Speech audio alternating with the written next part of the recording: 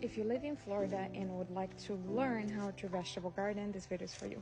When thinking about gardening in Florida, we have to think about three things. We have to think about the soil, the sun, and water.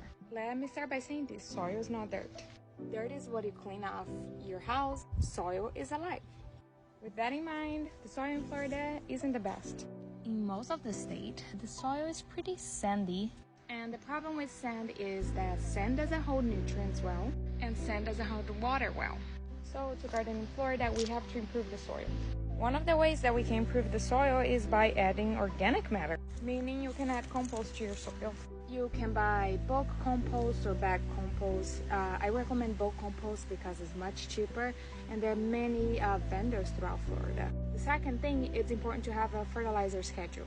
I personally use all-purpose vegetable fertilizer for my vegetables, and the appropriate rate is normally indicated on the bag of the fertilizer that you choose.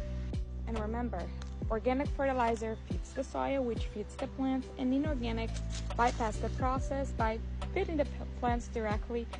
Therefore, organic fertilizer is much better for the soil. Alright, next thing, let's talk about water.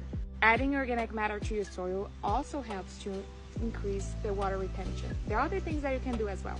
Having in mind that sand doesn't hold water well, you need to have some sort of irrigation system set up for your plant, because plants need water as we do. My favorite method of irrigation is drip irrigation system, and drip irrigation is extremely efficient, utilizing about 90% of the water that it takes. And with drip irrigation system, the water is going directly to the soil, so the foliage is not getting wet. And getting the foliage wet can be a problem because a lot of plants are prone to fungal issues, and water can carry pathogens. And when the water gets the plant's leaf wet, and getting the leaves wet can increase the risk of fungal disease and other pathogens. Third one is the sun. If you live in Florida, you know that summertime, we are about 1 kilometer away from the sun. That's about half a mile. Being serious, summer in Florida is just extremely hot, and the winters tends to be pretty mild.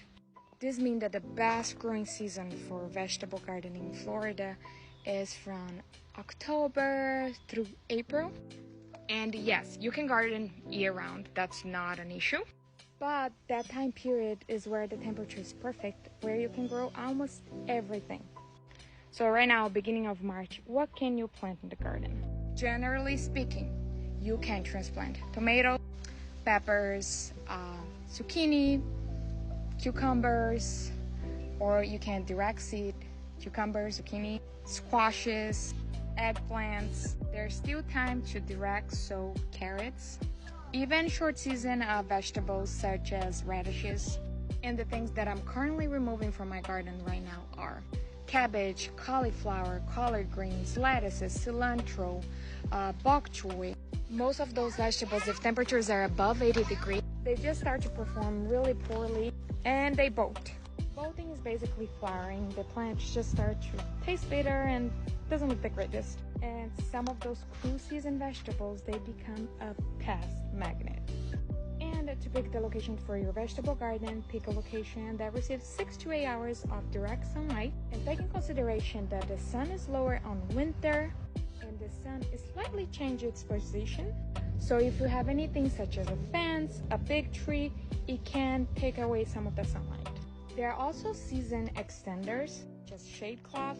Shade cloth serves as a sunscreen to your plant and reducing some of those sunlight rays that actually reach your plant. So shade cloth can protect some of those crops that doesn't like a lot of heat when it starts to get hot.